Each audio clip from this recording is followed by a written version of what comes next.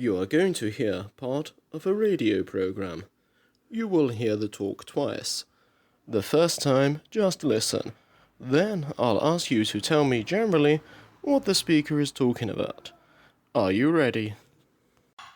It is often said when governments are struggling for money that they should cut funding to the arts. In times of financial recession, it is common to see libraries, museums, and other arts centres closed down.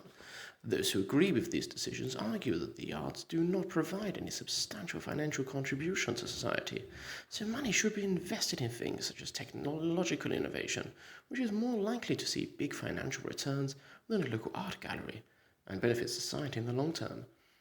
In totalitarian regimes, the arts are normally among the first things to suffer, given that part of the dominating ideology of such regimes is to limit freedom of expression. The arts can be seen as dangerous, as we've indoctrinated or brainwashing people against the government. Artists are often responsible for civil disobedience, even in more liberal regimes. And it is true that artists and musicians can often set a bad example to young people who are interested in their work.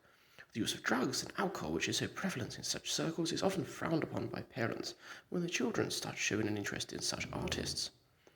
Yet it is precisely because of this type of counterculture that the arts do still hold such prevalence in modern society.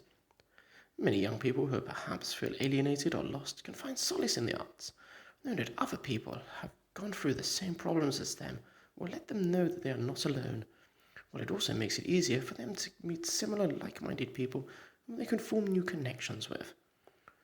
Many generations have been defined by the music listened to and the clothes the most popular artists wore. It would be foolish not to recognize the effect that the arts can have on society. Besides, the argument that the arts do not contribute financially to a country does not really stand up to inspection. How many people go to New York to visit the museums or musicals there, or to Barcelona for the architecture?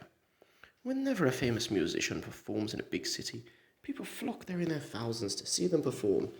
In all of these cases, people will spend their money on accommodation, food, and souvenirs, all of which helps to boost the economy.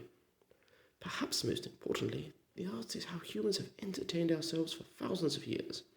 Without being able to read a book or watch a film or visit an art gallery, people would not be able to fill their free time.